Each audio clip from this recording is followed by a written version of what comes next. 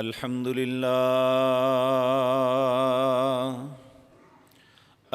لله نحمده ونستعينه ونستغفره ونعوذ بالله من شرور أنفسنا ومن سيئات أعمالنا من يهده الله فلا مضل له ومن يضلل فلا هادي له وأشهد أن لا إله إلا الله وحده لا شريك له وأشهد أن محمدًا عبده ورسوله أما بعد فإن خير الحديث كتاب الله وخير الحدي حدي محمد صلى الله عليه وسلم وشر الأمور محدثاتها وكل محدثة بدعة وكل بدعة ضلالة وكل ضلالة في النار رب اشرح لي صدري ويسر لي أمري واحلل عقدة من لساني يفقهوا قولي اللهم انفعنا بما علمتنا وعلمنا ما ينفعنا وزدنا علما رب أوزعني أن أشكر نعمتك التي أنعمت علي وعلى والدي وأن أعمل صالحا ترضاه وأصلح لي في ذريتي إني تبت إليك وإني من المسلمين أعوذ بالله السميع العليم من الشيطان الرجيم بسم الله الرحمن الرحيم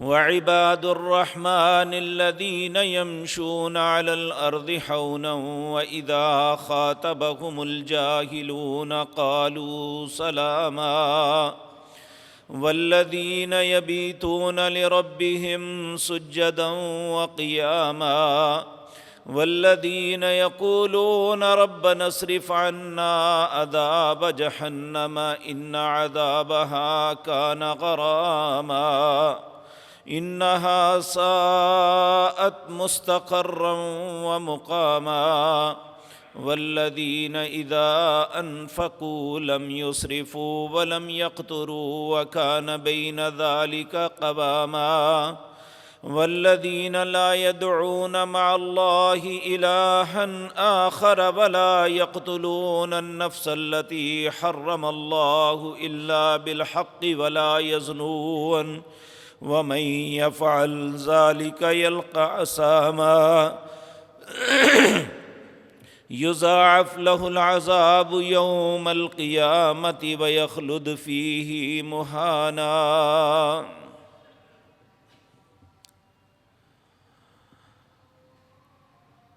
حضرات محترم،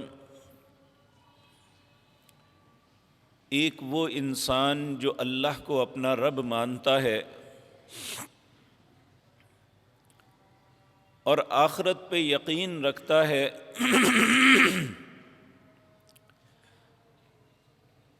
اس کے لیے اس کائنات کے اندر سب سے بڑا منصب، سب سے بڑی عزت اور شرف یہ ہے کہ وہ انسان اللہ کے بندوں میں شامل ہو جائے۔ کون اللہ کے بندوں میں شامل ہیں؟ یا اللہ کے بندوں میں شامل ہونے کے لیے کن اوصاف کا حامل ہونا پڑے گا؟ یہ باتیں گزشتہ جمعے آپ کے سامنے کچھ باتیں عرض کی تھی کہ جن لوگوں کے اندر یہ اوصاف پیدا ہو جائیں کہ کچھ ایسے کام ہیں جو وہ کرتے ہیں، کچھ ایسے ہیں جن سے رکتے ہیں، ایسے خوش نصیب انسان اللہ کے بندوں میں شامل ہو جاتے ہیں۔ انسان کے ذہن میں یہ بات آ سکتی ہے کہ اگر انسان اللہ کے بندوں میں شامل ہو جائے تو کیا ملے گا؟ تو میں نے اس کی طرف اشارہ عرض کیا تھا آپ کے سامنے کہ جب قیامت کا دن ہوگا، سارے لوگ افراتفری اور پریشانی میں مبتلا ہوں گے۔ 50,000 سال کا دن جب انسان اپنے لیے جواب دہی سے خوف زدہ ہوگا اور سامنے جہنم نظر آ رہی ہوگی، وَجِیءَ یَوْمَئِذٍ بِجَہَنَّمَ یَوْمَئِذٍ یَتَذَکَّرُ الْإِنسَانُ وَأَنَّىٰ لَهُ الذِّکْرَىٰ۔ جہنم کو گھسیٹ کے انسانوں کے سامنے لایا جائے گا، اس وقت انسان بڑی نصیحت پکڑے گا۔ اللہ فرماتے ہیں وَأَنَّىٰ لَهُ الذِّکْرَىٰ، اب نصیحت کا کیا فائدہ؟ اس وقت ہر انسان یہ کہے گا، یقول یا لیتنی قدمت لحیاتی، اے کاش کہ میں دنیا کی زندگی میں کچھ آگے کے لیے کر لیتا۔ فَيَوْمَئِذٍ لَّا يُعَذِّبُ عَذَابَهُ أَحَدٌ، اس دن اللہ کے عذاب جیسا سخت عذاب کسی کا نہیں ہوگا، اور اس کی پکڑ جیسی پکڑ کسی کی نہیں ہوگی۔ ایسے سخت حالات میں اللہ کے وہ بندے جنہوں نے اپنے آپ میں یہ صفات پیدا کر لی تھی دنیا میں، اللہ انہیں مخاطب کریں گے، یا ایتھا النفس المطمئنہ، اے اطمینان والے لوگوں جنہیں اس وقت بھی کوئی خوف نہیں ہوگا، ارجعی الی ربک، ادھر آؤ تمہارا رب تمہیں بلاتا ہے، فادخلی فی عبادی، تم میرے بندوں میں داخل ہو جاؤ، وادخلی جنتی، آج کے بعد جنت تمہاری اور میں تمہارا میزبان ہوں۔ اللہ ہمارا نصیب بھی ایسا کر دے۔ ان میں سے 3 باتیں آپ کے سامنے عرض کی تھی کہ عباد الرحمن کون ہیں۔ نمبر 1، پہلی صفت، یمشون علی الارض ہونا، وہ زمین کے اکڑ کے نہیں چلتے، تکبر نہیں کرتے، لوگوں کو حقیر نہیں جانتے، حق بات مل جائے تو قبول کرتے ہیں، تکبر نہیں کرتے، چھوڑتے نہیں ہیں۔ سب سے بڑا کائنات میں تکبر، پیارے نبی جناب محمد الرسول اللہ صلی اللہ علیہ وسلم نے فرمایا، ایک بندے کے سامنے حق بات آ جائے اور وہ حق بات کو سمجھ بھی لے کہ یہی سچ ہے، پھر اسے قبول نہ کرے، اس سے بڑا تکبر کوئی نہیں ہو سکتا۔ پہلی بات، ایمان والوں میں اہل ایمان کے اوصاف میں، عباد الرحمن کے اوصاف میں پہلا وصف یمشون علی الارض ہونا۔ دوسرا، دنیا میں رہتے ہوئے انسانی زندگی میں کلیش ہوتے ہیں۔ وَإِذَا خَاطَبَهُمُ الْجَاهِلُونَ قَالُوا سَلَامًا، کلیش میں بھی بد زبانی، بد اخلاقی اس کا وتیرہ نہیں ہوتا۔ اگر کوئی بھی اس کے ساتھ کرے تو کہتے ہیں قالوا سلاما، میں تیرے ساتھ ایسا نہیں کروں گا۔ نمبر 3، والذین یبیتون لربہم سجدا وقیاما، وہ انسان سمجھتا ہے میری زندگی کا اصل مقصد یہ ہے کہ اللہ نے مجھے اپنی عبادت کے لیے پیدا کیا ہے۔ وہ صرف فرائض پہ اکتفا نہیں کرتا، فرائض تو پڑھنے ہی پڑھنے ہیں۔ جس طرح میری زندگی یا آپ کی زندگی کے لیے سانس لینا ضروری ہے، میرے عزیز بھائیو، ہمارے ایمان کے لیے ہماری فرائض کی ادائیگی ضروری ہے۔ تو وہ فرائض تو پڑھنے ہی ہیں، ان کی راتیں جو اللہ نے سونے کے لیے بنائی ہیں وہ بھی ساری سونے پہ صرف نہیں کرتے، بلکہ والذین یبیتون لربہم سجدا وقیاما، ان کی رات بھی زندہ ہوتی ہیں۔ وہ رات کو بھی جب لوگ سو رہے ہیں وہ اپنے رب کے حضور کھڑے ہو جاتے ہیں، وہ قیام کرتے ہیں، وہ سجدے کرتے ہیں۔ یہ وہ تین صفات جو اللہ رب العزت نے بیان فرمائی، یہ انسان کی ایسی صفات ہیں جو اسے اللہ کے بندوں میں داخل کر لیتی ہے۔ لیکن یہ سارا کچھ کرنے کے باوجود جو اللہ کے بندے ہیں ان میں یہ نہیں آتا کہ میں نے سب کچھ کر لیا ہے، بلکہ وہ پھر بھی خوف زدہ ہیں۔ کس بات سے؟ والذین یقولون ربنا اصرف عنا عذاب جہنم، پھر بھی وہ اللہ سے یہی التجا کرتے ہیں، اے اللہ جہنم کے عذابوں کو ہم سے پھیر دے۔ کیوں پھیر دے؟ اللہ رب العزت فرماتے ہیں فمن زحزح عن النار وادخل الجنۃ فقد فاز، جس شخص کو آگ سے بچا لیا گیا، جسے جنت میں داخل کر دیا گیا، حقیقتاً وہ کامیاب ہے، اس سے پہلے کامیابی کوئی بھی نہیں ہے۔ باقی ساری ہماری ضرورتیں ہیں جو پوری کرتے ہیں۔ اللہ کے بندوں کو سب سے زیادہ فکر جس بات کی ہوتی ہے وہ جہنم سے بچنے کی ہوتی ہے۔ اور اللہ رب العزت سورۃ بقرہ میں فرماتے ہیں کہ دنیا میں اکثر و بیشتر انسانوں کا رویہ کیا ہے؟ اولئک الذین اشتروا الضلالۃ بالہدی والعذاب بالمغفرہ۔ اللہ لوگوں کے ساتھ دو معاملے کرنے چاہتے ہیں۔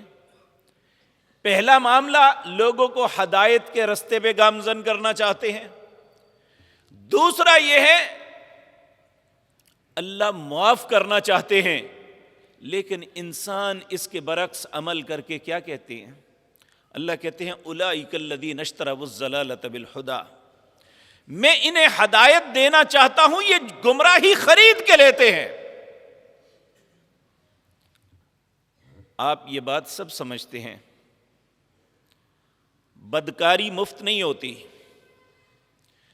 آپ سینمے میں جاتے ہیں، سینمے میں مفت نہیں کوئی بھی اندر داخل ہونے دیتا، لیکن نیکی کا کوئی بھی معاملے میں آپ کو کچھ بھی پیمنٹ خرچ نہیں کرنی پڑتی۔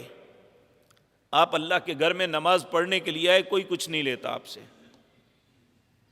آپ کی مرضی ہے، کوئی اللہ کے گھر کے معاملات کے لیے کریں تو وہ الگ بات ہے، لیکن آپ پہ پابندی نہیں ہے۔ اللہ کہتے ہیں میں ہدایت دینا چاہتا ہوں، کیونکہ ہدایت کی جگہ اللہ کے گھر ہے۔ ہدی للعالمین، سب سے بڑا اللہ کا گھر بیت اللہ جو کائنات کے سارے لوگوں کی ہدایت کا سبب ہے، اور یہ جتنی مساجد ہیں یہ بیت اللہ کی بیٹیاں ہیں، یہی ہدایت کے منبع ہیں۔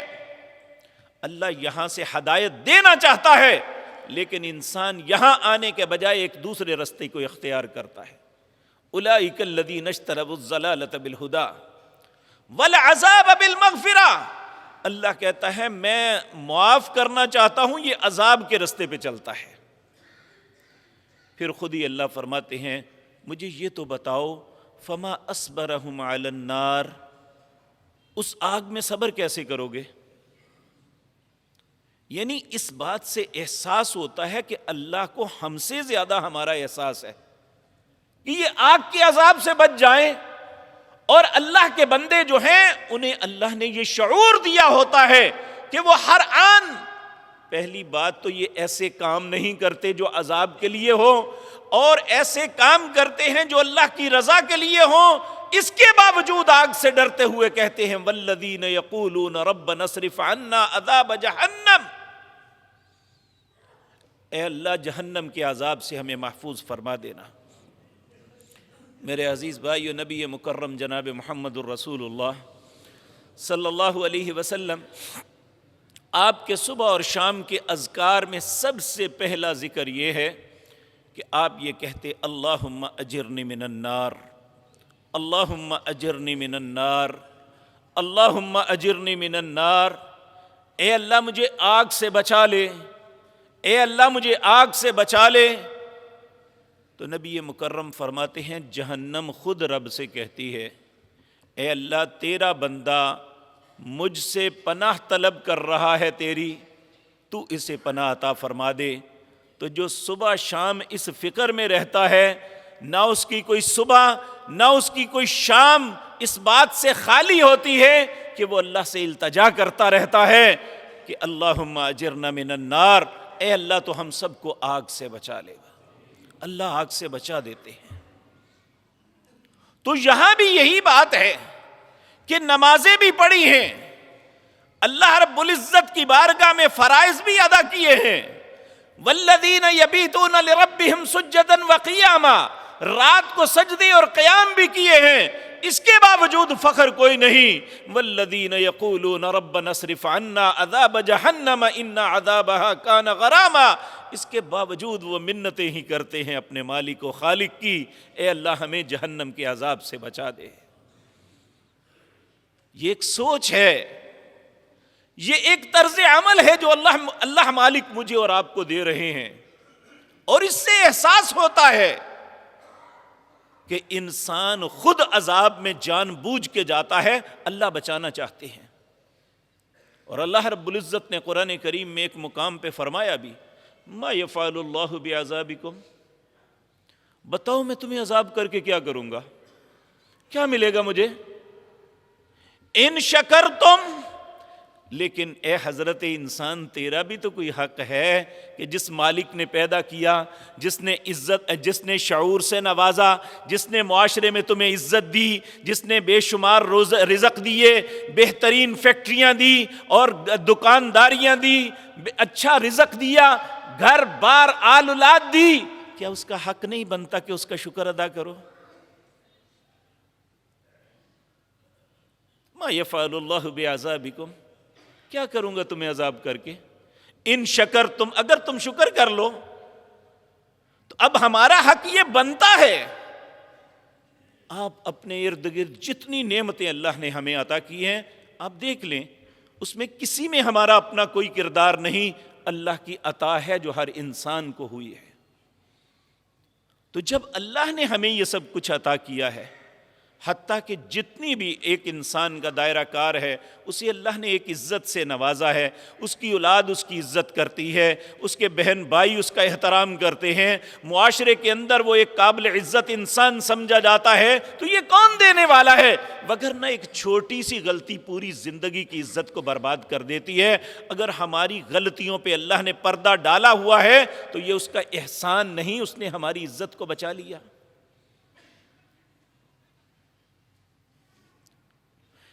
تو ہم میں سے ہر انسان کو زندگی میں ایک ہی مقصد بنانا چاہیے کہ جہنم کی آگ سے کیسے بچنا ہے۔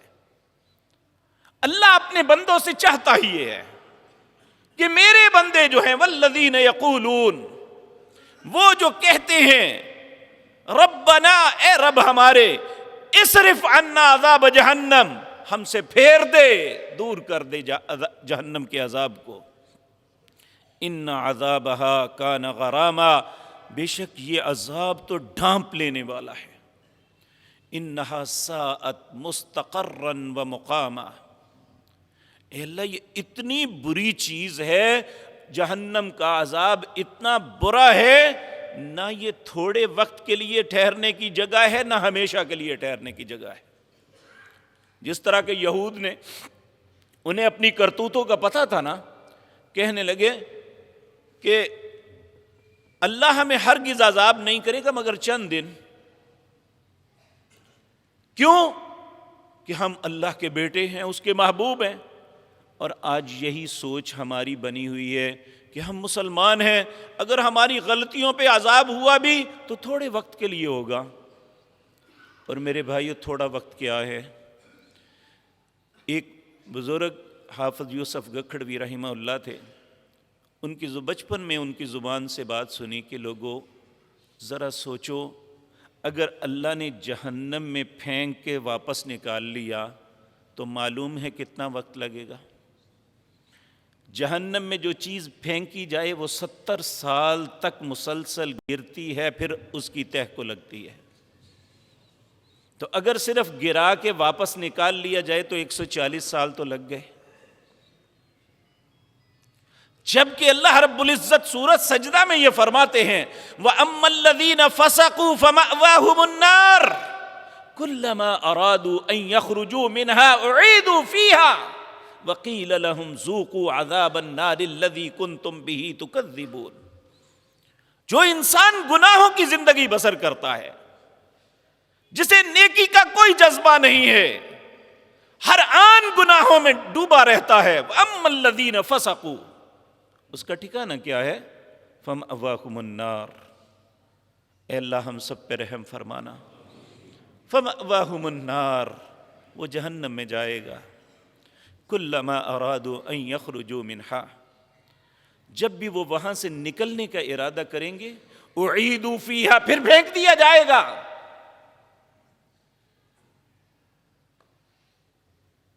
وَقِيلَ لَهُمْ، اور کہا جائے گا اسے، ذُوقُوا عَذَابَ الْحَرِيقِ، اب تم آگ کا عذاب چکھو۔ تم نے دنیا میں اپنے رب کی حیا نہ کی، تیرا رب تو تمہیں کہتا رہا کہ اے حضرت انسان، تیرے لیے کامیابی کا رستہ یہ ہے، تیرے لیے عزت کا رستہ یہ ہے۔ اور یاد رکھیں اللہ نے واضح طور پہ ایک لکیر کھینچی ہے سورۃ تحریم میں، کہا یوم یخزی اللہ النبی والذین آمنوا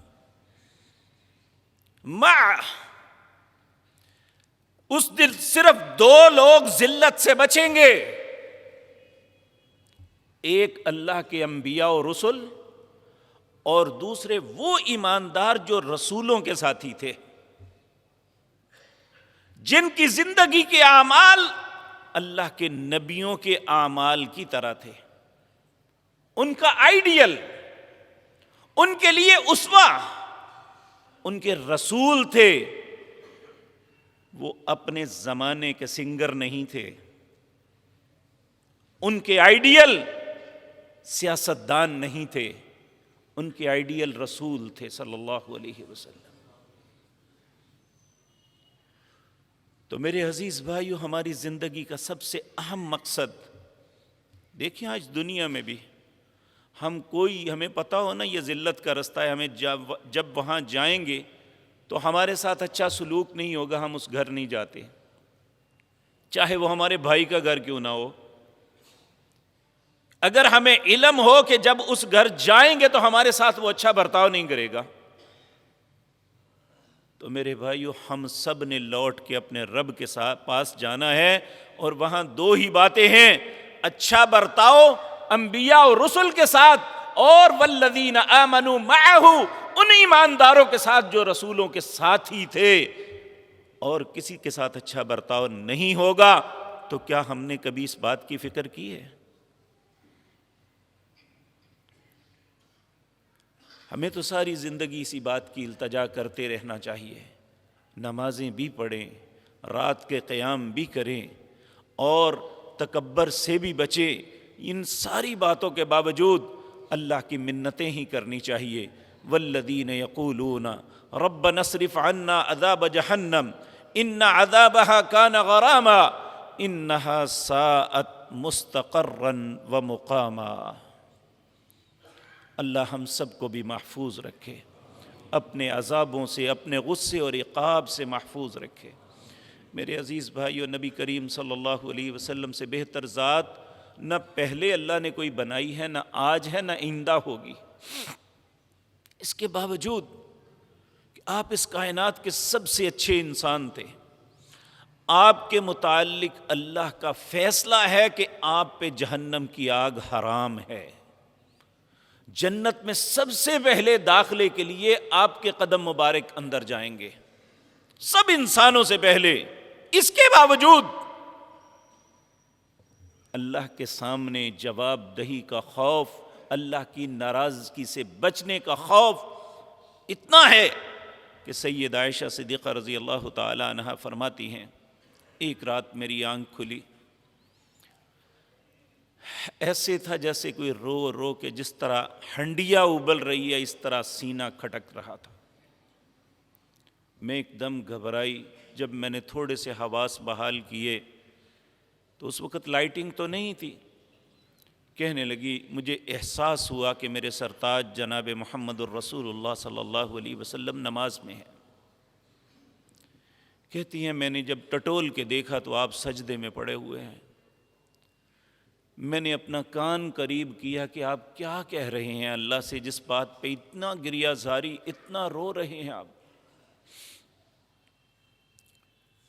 کہتی ہیں جب میں نے کان قریب کیا تو آپ رو رو کے اللہ سے یہ کہہ رہے تھے سجدے کے اندر، اللہم انی اعوذ برضاک من سخطک وبمعافاتک من عقوبتک واعوذ بک منک لا احصی ثناء علیک انت کما اثنیت علی نفسک۔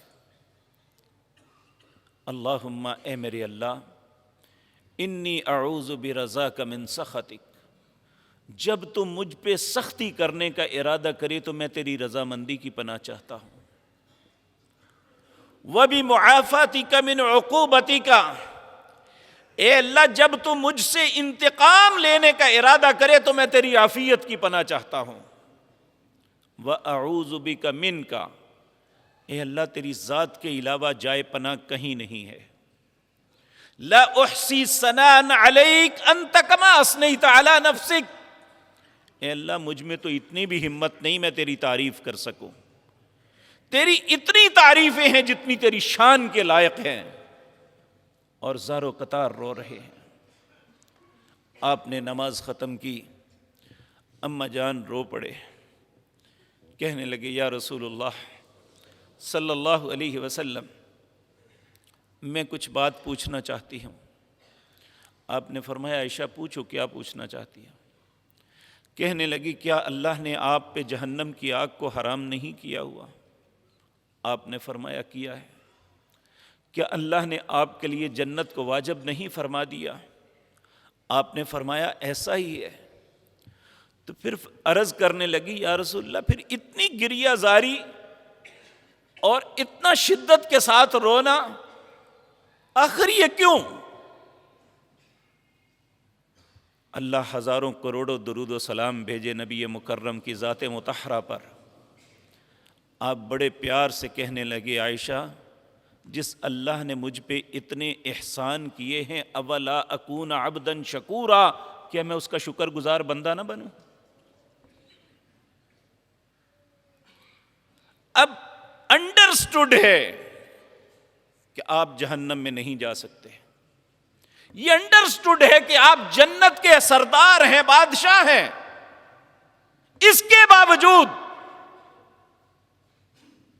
کتنے خوف زدہ ہیں آپ، اللہ کی بارگاہ میں کھڑے ہونے سے کتنے خوف زدہ ہیں۔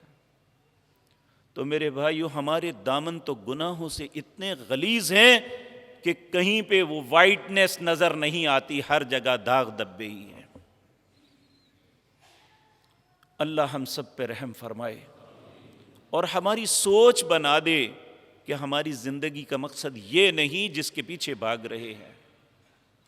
ہماری زندگی کا مقصد یہ ہے کہ ہمارا رب راضی ہو جائے اور ہمیں جہنم سے بچا دے، تو ہماری زندگی کا مقصد حاصل ہو گیا۔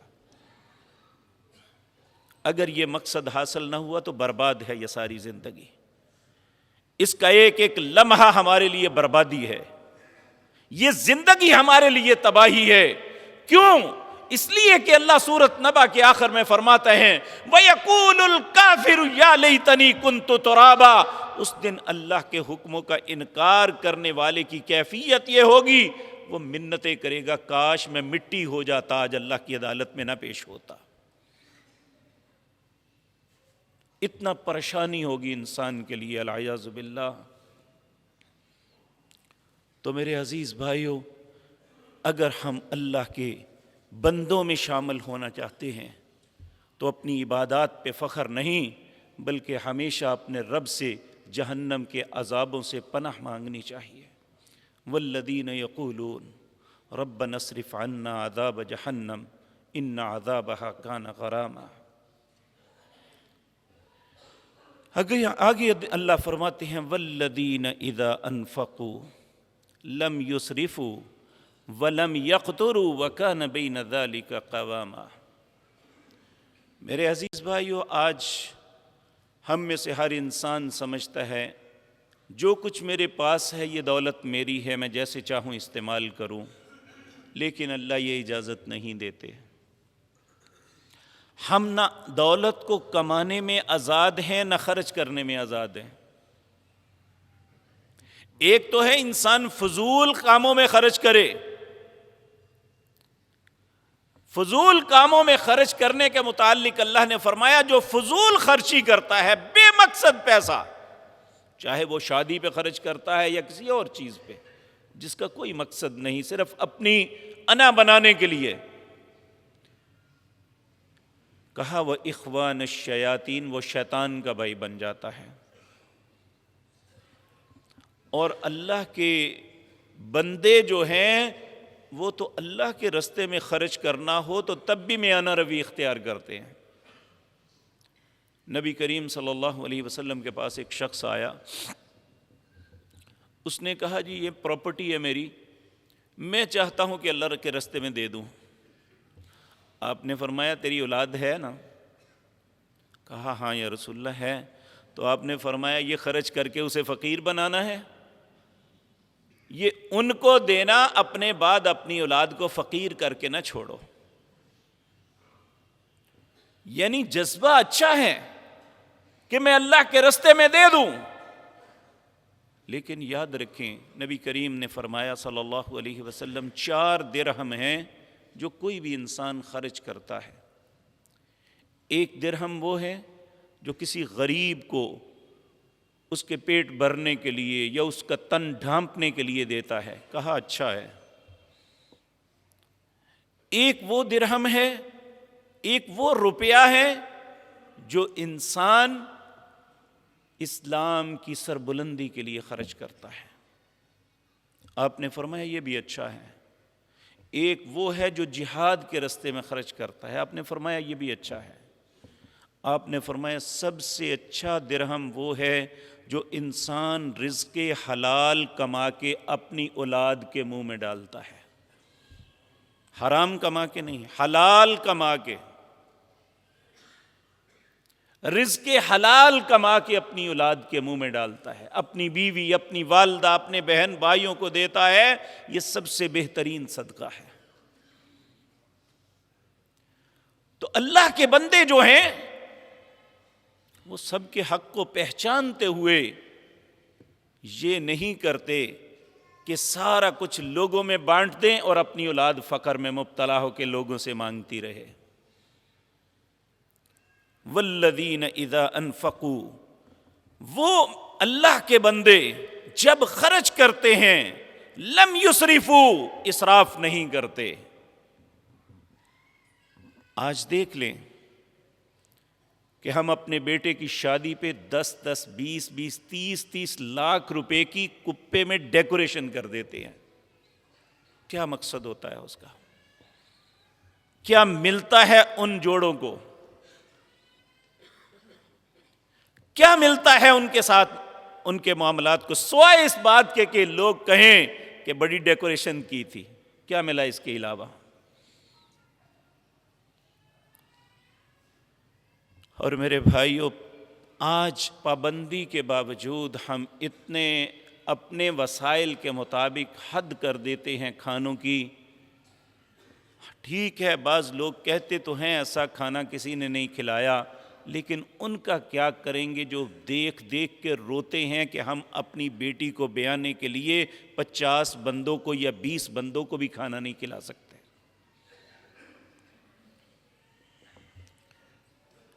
اس لیے اللہ کہتے ہیں دیا ہے تو اسے کنٹرول رکھو، بے جا خرچ نہ کرو۔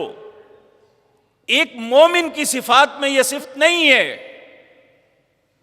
کہ وہ ہر جائز و ناجائز جگہ پہ خرچ کرتا رہے، بلکہ جائز پہ بھی کہا اسراف نہیں کرنا۔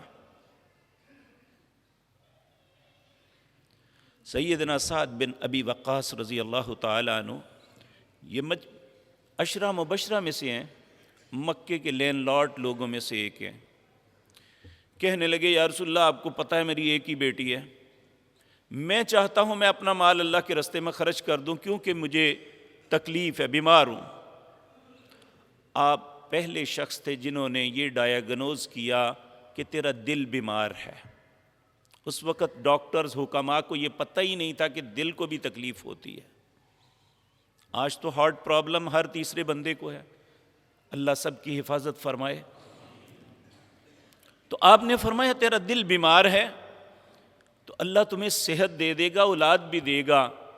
تو اس سے پہلے یہ جو گفتگو ہوئی انہوں نے کہا میں اللہ کے راستے میں خرچ کر دیتا ہوں۔ آپ نے فرمایا نہیں یہ بہت زیادہ ہے۔ کہنے لگا میرا دل چاہتا ہے میں تھوڑا سا مال رکھ کے باقی خرچ کر دوں۔ پھر آپ نے فرمایا نہیں۔ پھر کہنے لگے اچھا میں 1/3 رکھ لیتا ہوں، 2/3 خرچ کر دیتا ہوں۔ آپ نے فرمایا یہ بھی زائد ہے۔ پھر وہ کہنے لگے یا رسول اللہ اس طرح کرتا ہوں میں نصف اپنے پاس رکھتا ہوں، نصف خرچ کر دیتا ہوں۔ آپ نے فرمایا یہ بھی نہیں ٹھیک۔ پھر اس نے کہا میں 1/3 خرچ کرتا ہوں، 2/3 اپنے پاس رکھتا ہوں۔ آپ نے فرمایا یہ بھی زائد ہے، ہاں تم اتنا کر سکتے ہو۔ اب اگر آپ اپنے مال میں سے اللہ کے راستے میں بھی دینا چاہتے ہیں تو اگر 1/3 سے زائد اپنی اولاد کے حق میں سے چھوڑ کے دیں گے تو وہ اللہ کی خوشنودی نہیں ہوگی، نافرمانی ہوگی۔ 1/3 کر سکتے ہیں، یعنی 166 آپ اپنے پاس رکھیں، 33 دے دیں، لیکن یہ جو ہے یہ بھی ان کو نہیں دے سکتے جو آپ کے وارث بن رہے ہیں۔ یہ نہیں کہ بیٹوں میں سے ایک بیٹے کو چونکہ اس سے محبت ہے اسے دے دیں۔ نبی کریم نے فرمایا لا وصیۃ لوارث، وارث جو بن رہا ہے کسی کا وہ اس کے حق میں وصیت نہیں ہو سکتی۔ وصیت کس کے لیے ہے؟ جو غیر وارث ہے۔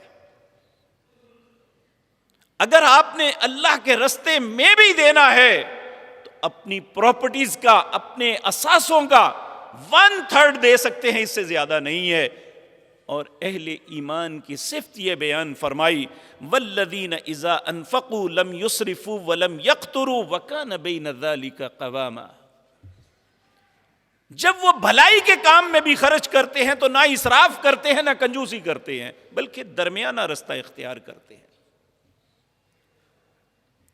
ایک مرتبہ ایک شخص بڑا عبادت گزار تھا، نبی کریم صلی اللہ علیہ وسلم کے سامنے اس کا تذکرہ ہوا، اور وہ ہمیشہ جب بھی پوچھتا یا رسول اللہ یہ فلاں کام کے لیے میں کیا کروں، آپ بتاتے یہ ایسے نفل پڑھ لو، ایسے یہ تسبیحات کر لو، یہ فلاں کام کر لو۔ تو وہ جو ہے نا پوچھتے پوچھتے اتنا بڑھ گیا، ایک دن آپ نے اسے کھڑا کر لیا، کہا میرے ساتھی تم جو کچھ کر رہے ہو تم کرتے کرتے تھک جاؤ گے، اللہ اجر دیتے نہیں تھکے گا۔ تم صرف اتنا کرو جتنا ہمیشہ کرتے رہو۔ اللہ کو یہ بات نہیں اچھی لگتی کہ ایک وقت تو انسان بہت کچھ کرے پھر جا کے چھوڑ دے، بلکہ تھوڑا کر لو، ہمیشہ کرتے رہو۔ سیدنا عبداللہ بن عمر رضی اللہ تعالیٰ عنہ، یہ حضرت عمر کے بیٹے تھے، بڑے ہی نیک تھے۔ نبی کریم باوجود بچے ہونے کے، نوجوان ہونے کے، ان سے محبت کرتے تھے، کیونکہ یہ نوجوان ایسا تھا جو سارے نوجوانوں سے منفرد تھا۔ یوں تو ہر صحابی ماشاءاللہ بہت اچھے پاک، لیکن یہ سب سے منفرد تھے۔ تذکرہ ہوا کہ عبداللہ بن عمر بہت اچھا نوجوان ہے۔ نبی کریم صلی اللہ علیہ وسلم نے فرمایا ہے تو اچھا، پر پہلے تہجد پڑھتا تھا، اب اس نے چھوڑ دیا۔ سیدنا عبداللہ کو پتہ چلا تو وہ کہتے ہیں اس دن کے بعد آخری دن تک میں نے تہجد کبھی نہیں چھوڑی۔ اس کا مطلب یہ نہیں ہے کہ ہمارے اندر ایک تصور ہے کہ جو نوافل یا تہجد کہتے ہیں میں اس لیے نہیں پڑھتا کہ جب کوئی انسان پڑھنا شروع کر دیتا ہے تو پھر وہ چھوڑ نہیں سکتا، ایسی نہیں بات۔ یہ آپ نے ترغیب کے لیے فرمائے تھے، یہ فرض نہیں ہے کوئی کہ اگر آپ کسی وقت پڑھ لیتے ہیں جب وقت ملے، اگر کسی وقت نہیں بھی پڑھتے تو آپ پہ کوئی گناہ نہیں ہے۔ تو اس لیے چاہے عبادت کیوں نہیں، خرچ کرنا کیوں نہیں، اللہ کے بندوں کی صفات یہ ہیں کہ وہ میانہ روی اختیار کرتے ہیں، اتنا عمل کرتے ہیں جتنا ہمیشہ کرتے رہیں۔ تو اللہ رب العزت فرماتے ہیں میرے بندوں کی صفات میں ایک صفت یہ ہے والذین اذا انفقوا لم یسرفوا ولم یقتروا وکان بین ذلک قواما، نہ تو وہ اسراف کرتے ہیں، حد سے بڑھتے ہیں، اور نہ ہی کنجوسی کرتے ہیں، بلکہ میانہ روی اختیار کرتے ہیں۔ اللہ ہمیں بھی ایسا بننے کی توفیق عطا فرمائے۔ پھر فرمایا والذین لا يدعون مع اللہ الہا آخر، جو میرے بندے ہیں میری ذات کے علاوہ کسی اور کو اس طرح نہیں پکارتے جس طرح اللہ کو پکارتے ہیں۔ میرے بھائیو، اس کائنات میں پھر عرض کروں، نبی مکرم سے بہتر ذات کوئی نہیں ہے، آپ جانتے ہیں، ہمارے ایمان کا حصہ ہے۔ نبی کریم کے سامنے ایک شخص نے محبت کے انداز میں ایک بات کہہ دی، کہنے لگا ما شاء اللہ وشئت، اے اللہ کے پیارے حبیب صلی اللہ علیہ وسلم، جو اللہ اور آپ چاہیں۔ اب یہ ایک عزت افزائی تھی اور اس نے یہ بات محبت میں کہی تھی۔ نبی کریم صلی اللہ علیہ وسلم ایک دم سنجیدہ ہو کے کہنے لگے اتجعلون للہ ندا، کیا تو مجھے اللہ کا شریک بنا رہا ہے؟ کل ما شاء اللہ وحدہ، کہ جو اکیلا اللہ چاہے صرف وہ ہوتا ہے۔ اور آپ دیکھیں آج مسلمانوں کی ایک کثیر تعداد نبی مکرم صلی اللہ علیہ وسلم کا نام لے کے کہتی ہے یا رسول اللہ مدد۔ اگر یہ بات درست ہے تو قرآن کے ان کلمات کا کیا کریں گے جب اللہ نے آپ کو کہا سورۃ انعام میں کل، اے میرے نبی آپ فرما دیجئے لا املک لنفسی نفعا ولا ضرا الا ما شاء اللہ وَلَوْ كُنْتُ أَعْلَمُ الْغَيْبِ لَاسْتَكْثَرْتُ مِنَ الْخَيْرِ وَمَا مَسَّنِيَ السُّوءُ إِنْ أَنَا إِلَّا نَذِيرٌ وَبَشِيرٌ لِقَوْمٍ يُؤْمِنُونَ۔ اے نبی آپ خود فرمائیں ان کو، میں تو اپنی جان کے بھی نفع نقصان کا مالک نہیں ہوں۔ لا املکو، نہیں مالک، لنفسی، اپنی جان کے، نفعن، نہ نفع کا، ولا ضرن، نہ نقصان کا، الا ما شاء اللہ، مگر جیسے اللہ چاہتا ہے ویسے ہوتا ہے۔ ولو کنت اعلم الغیب، اگر میں غیب جانتا ہوتا، لستکثرت من الخیر، میں صرف بھلائی پاتا، وما مسنی السوء، مجھے کبھی کوئی تکلیف نہ آتی، ان انا الا نذیر وبشیر لقوم یؤمنون، میں تو خوشخبری دینے والا اور ڈرانے والا ہوں ایسی قوم کے لیے جو ایمان رکھتی ہے۔ کیا ہم سیدنا علی رضی اللہ تعالیٰ عنہ کے متعلق نہیں کہتے یہ مولا علی مشکل کشا ہے؟ یہ تو اللہ کی صفت ہے۔ اور کچھ لوگ ادرکنی یا صاحب الزمان، یعنی اماموں کو متعلق کہتے ہیں اے امام زمانہ ہماری مدد کے لیے آ، یہ ہے اللہ کے علاوہ کسی اور کو مدد کے لیے پکارنا۔ جو ندا اللہ کے لیے ہونی چاہیے تھی وہ کسی اور کے لیے، تو یہاں اللہ کہتے ہیں والذین لا يدعون مع اللہ الہا آخر، میرے مومن بندے وہ ہیں، میرے بندوں میں وہ شامل ہیں جو اللہ کے ساتھ کسی اور کو نہیں پکارتے۔ والذین لا يدعون مع اللہ، اور کہا جو کسی اور کو پکارتا ہے، قرآن کہتا ہے ومن اضل ممن يدعو من دون اللہ، اس سے بڑا گمراہ کوئی نہیں جو اللہ کے علاوہ کسی اور کو مدد کے لیے پکارتا ہے۔ من لا يستجیب له الى یوم القیامہ، اللہ کہتے ہیں قیامت تو قائم ہو سکتی ہے لیکن وہ ان کی نہ دعا قبول کر سکتے ہیں نہ انہیں جواب دے سکتے ہیں۔ وہم عن دعائہم غافلون، وہ تو ان کی دعا سے ہی، ان کی پکار سے ہی غافل ہے کہ ہمیں کون پکار رہا ہے یا کون نہیں۔ اس لیے میرے عزیز بھائیوں، صرف اللہ کو پکارنا چاہیے۔ سورۃ زمر کے اندر اللہ فرماتے ہیں کہ بندوں کی کیفیت یہ ہے وَإِذَا ذُكِرَ اللَّهُ وَحْدَهُ، یہ 24واں پارہ ہے، اس کا دوسرا رکوع ہے، سورۃ زمر ہے، آپ خود جا کے ضرور دیکھنا۔ وَإِذَا ذُكِرَ اللَّهُ وَحْدَهُ، جب ان کے سامنے صرف اکیلے اللہ کا ذکر کیا جاتا ہے، اِذْ اشْمَأَزَّتْ قُلُوبُ الَّذِينَ لَا يُؤْمِنُونَ بِالْآخِرَةِ، جو اللہ اور آخرت پہ ایمان نہیں رکھتے ان کے دل تنگ پڑ جاتے ہیں۔ وَإِذَا ذُكِرَ الَّذِينَ مِن دُونِهِ إِذَا هُمْ يَسْتَبْشِرُونَ، جب کہ اللہ کے علاوہ اوروں کا تذکرہ کیا جاتا ہے تو کھل اٹھتے ہیں۔ وَإِذَا ذُكِرَ الَّذِينَ مِن دُونِهِ إِذَا هُمْ يَسْتَبْشِرُونَ، بہت خوش ہوتے ہیں۔ اب اس ترازو میں مجھے اور آپ کو اپنے آپ کو بھی تولنا ہے۔ کیا ہماری پکار، ہماری دعا، ہماری التجا، ہماری مناجات، ہماری حاجات کون پوری کرنے والا ہے؟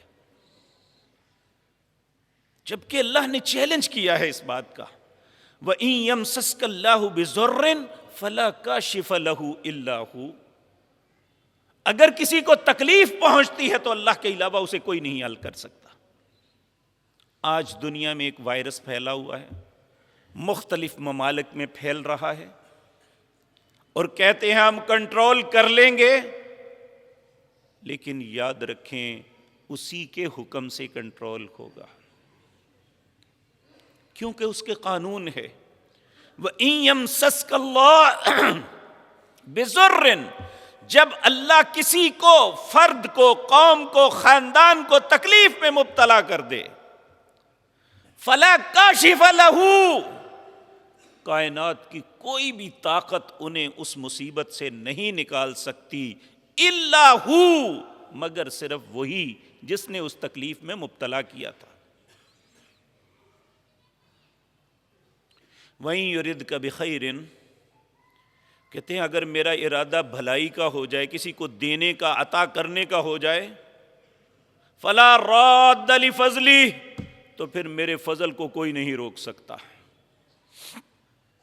ہم اپنی ہر نماز کے بعد یہ التجا، ایگریمنٹ، تجدید عہد اللہ کے سامنے کرتے ہیں، اللہم لا مانع لما اعطیت ولا معطی لما منعت ولا ينفع ذا الجد منک الجد، اے اللہ جسے تو عطا کرے اس سے کوئی روک نہیں سکتا، اور جس سے تو روک لے اسے کوئی دے نہیں سکتا، ولا ينفع ذا الجد منک الجد، دنیا کا کوئی طاقتور، کوئی مالدار، کوئی صاحب علم نہ کسی کا کچھ بگاڑ سکتا ہے نہ سنوار سکتا ہے جب تک تو نہ چاہے۔ اس لیے جو اللہ کے بندے ہوتے ہیں، والذین لا يدعون مع اللہ الہا آخر، وہ اللہ کے علاوہ کسی اور کو نہیں پکارتے، تکلیف آئے تو تب بھی اللہ کو پکارتے ہیں۔ نبی مکرم صلی اللہ علیہ وسلم نے فرمایا ایک مومن آدمی کا معاملہ بڑا ہی عجیب ہے۔ کہا تکلیف پہنچتی ہے، صبر کرتا ہے، اللہ سے مانگتا ہے، اجر سے نوازا جاتا ہے۔ اگر خوشی ملتی ہے، انعام ملتا ہے تو شکر کرتا ہے، پھر بھی انعامات سے نوازا جاتا ہے۔ مومن آدمی کسی حالت میں محروم نہیں ہے۔ اللہ رب العزت نے تو کئی مقام پہ فرمایا یا ایھا الذین آمنوا اصبروا وصابروا، اے اہل ایمان صبر بھی کرو اور صبر کی تلقین بھی کرو۔ الذین اذا اصابتهم مصیبۃ قالوا انا للہ وانا الیہ راجعون، یہ اہل ایمان کا وتیرہ ہے، وہ کسی مصیبت پہ پیٹتے نہیں ہیں، روتے نہیں ہیں، جزا فضا نہیں کرتے۔ یاد رکھیں دو آوازیں ایسی ہیں جن پہ اللہ نے جب سے کائنات بنائی ہے لعنت ڈالی ہے، جب تک یہ دنیا رہے گی ان دو آوازوں پہ اللہ کی لعنت ہی رہے گی۔ ایک ہے جب مصیبت کے اوپر انسان جزا فضا کرتا ہے، ہو ہا پکارتا ہے، مرثیے پڑھتا ہے اور روتا ہے، پیٹتا ہے، نبی کریم صلی اللہ علیہ وسلم نے فرمایا من ضرب الخدود وشق الجیوب ودعا بدعوت الجاہلیہ فلیس منا، جس نے مصیبت کے وقت اپنے رخساروں کو پیٹا، جس نے اپنے گریبان کو پھاڑا، جس نے جاہلیت کی باتیں اپنی زبان سے نکالی، وہ سمجھ لے میرے امتی نہیں ہے۔ اور دوسری خوشی کے وقت باجے گاجے کی آواز، جس سے آج ہماری الا ماشاء اللہ کوئی شادی نہیں خالی، حتیٰ کہ وہ لوگ جن کے آبا ان آوازوں کو سن کے شادیاں چھوڑ کے چلے آتے تھے، ان کی اولادیں یہ اپنی شادیوں پہ سب کچھ کر رہی ہیں۔ اب یقین نہیں کہ وہاں جائیں گے تو کیا کریں گے لوگ، اور اس ہلے گلے میں کیا ملتا ہے، جب کہ ہم اپنے بیٹے کی ایک نئی زندگی کا آغاز کر رہے ہیں، اور چاہیے تو یہ کہ اللہ سے دعا کر کے نیکی کے ساتھ، بلائی کے ساتھ اس کام کا آغاز کریں۔ ہم اللہ کی نافرمانی کر کے کرتے ہیں اور پھر چاہتے ہیں کہ زندگی خوشیوں سے بھر جائے۔ تو میرے عزیز بھائیوں، اور بھی بہت سی باتیں ہیں جو اللہ کے بندوں کی صفات میں یہاں بیان کی گئی ہیں۔ اللہ رب العزت نے میری زندگی اور توفیق دی تو انشاءاللہ عرض کروں گا۔ میں ایک دفعہ پھر دہرا دوں، پہلی صفت اللہ کے بندوں کی، یمشون علی الارض حونا، وہ زمین پہ اکڑتے ہوئے نہیں چلتے، وہ یعنی تکبر نہیں کرتے۔ وَإِذَا خَاطَبَهُمُ الْجَاهِلُونَ قَالُوا سَلَامًا، جب کوئی بھی مخاطب ہو جہالت کے ساتھ تو کہتے ہیں قالوا سلاما، بھائی تمہیں سلام ہے، میں اس طرح تمہیں جواب نہیں دوں گا۔ وَالَّذِينَ يَبِيتُونَ لِرَبِّهِمْ سُجَّدًا وَقِيَامًا، اللہ کے بندے وہ ہیں جن کی راتیں بھی سجدے اور قیام میں گزرتی ہیں۔